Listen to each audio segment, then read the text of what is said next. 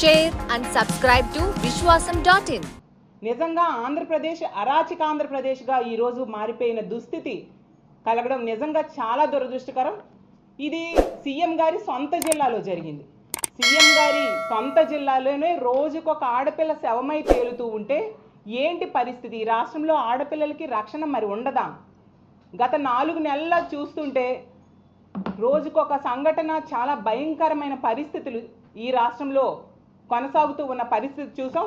నిజం చెప్పాలంటే పక్కనే ఉన్న మదనపల్లిలో మనం చూసాం ఆ రోజు సబ్ కలెక్టర్ ఆఫీస్లో ఫైల్స్ దగ్ధమైపోతే, అగ్ని ప్రమాదం జరిగితే డీజీపీ గారిని, అలాగే సిఐడి చీఫ్ని, అలాగే రెవెన్యూ స్పెషల్ సెక్రటరీ గారిని, వీళ్ళందరినీ స్పెషల్ హెలికాప్టర్ వేసి సీఎం గారు పంపించారు. మరి ఈ సంఘటన జరిగింది ఆదివారం, కనిపించకుండా పోయింది. బుధవారము మృతదేహం దొరికింది. ఇప్పటి వరకు ఆ హంతకుల్ని పట్టుకోలేదు. మరి ఎందుకు? కనీసం సీఎం గారు వెళ్ళి ఆ కుటుంబానికి ఓదార్పునివ్వచ్చు కదా, ఎందుకు చేయలేదు?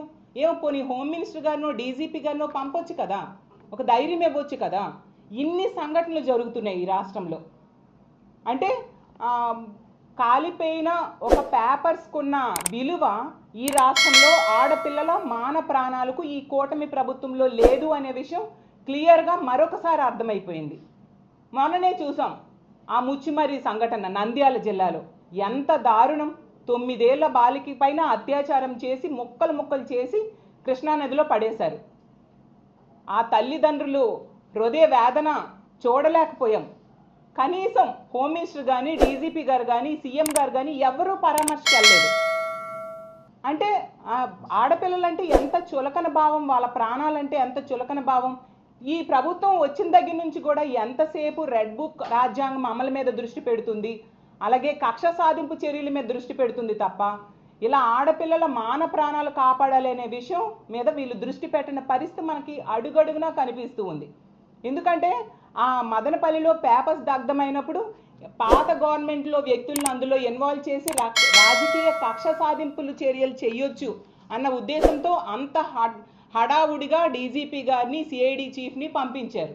మరి ఇంతమంది ఆడవాళ్ళు చనిపోతూ ఉన్నారు, హత్యలు జరుగుతూ ఉన్నాయి, అత్యాచారాలు జరుగుతున్నాయి.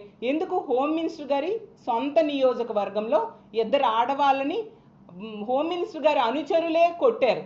కొడితే తిరిగి ఆడవాళ్ళ మీద కేసులు పెట్టారు. హోమ్ మినిస్టర్ గారి పక్క నియోజకవర్గంలో మనం చూసాం, యలమంచిలిలో రాంబిలి మండలంలో ఆ దర్శిని అనే అమ్మాయికి ఎంత దారుణంగా ఆ సురేష్ అనే అబ్బాయి హత్య చేశాడు. పక్కనే ఉండి కూడా హోమ్ మినిస్టర్ గారు వెళ్ళి ఆ కుటుంబానికి ఒక ధైర్యం చెప్పలేదు, ఒక ఆర్థిక భరోసా ఇవ్వలేదు. కనీసం పోస్ట్ మార్టం ఖర్చులు కూడా ఆ కుటుంబం తమంతట తాము భరించే పరిస్థితిని ఈ కూటమి ప్రభుత్వం కల్పించింది. పక్కనే సన్మానాలకు వెళ్ళారు హోమ్ మినిస్టర్ గారు, కానీ ఆ కుటుంబానికి ధైర్యం చెప్పాలన్న కనీస జ్ఞానం లేని పరిస్థితి మనకు కనిపిస్తూ ఉంది. ఇలా హోమ్ మినిస్టర్ గారి సొంత జిల్లాల్లో, అలాగే ముఖ్యమంత్రి గారి సొంత జిల్లాల్లో కూడా ఇలాంటి సంఘటనలు జరుగుతుంటే ఈ రాష్ట్రంలో ఆడపిల్లల రక్షణ పరిస్థితి ఏంటి? మళ్ళీ గొప్పగా ఈ కూటమి ప్రభుత్వం అధికారంలోకి వచ్చిన వెంటనే హోమ్ మినిస్టర్ గారు మాట్లాడితే ప్రెస్ మీట్ పెడతారు. పెట్టి ఏం చెప్తారు? కూటమి ప్రభుత్వం అధికారంలోకి వచ్చింది, ఆడపిల్లలందరూ కూడా ప్రశాంతంగా నిద్రపోవచ్చు, మహిళలు ప్రశాంతంగా నిద్రపోవచ్చు అని చెప్పారు. 4 నెలలుగా చూస్తూ ఉన్నాం ఈ రాష్ట్రంలో ఆడపిల్లలు ప్రశాంతంగా పడుకోవట్లేదు, ఈ ప్రభుత్వం ప్రశాంతంగా పడుకుంది. Like, share and subscribe to vishwasam.in.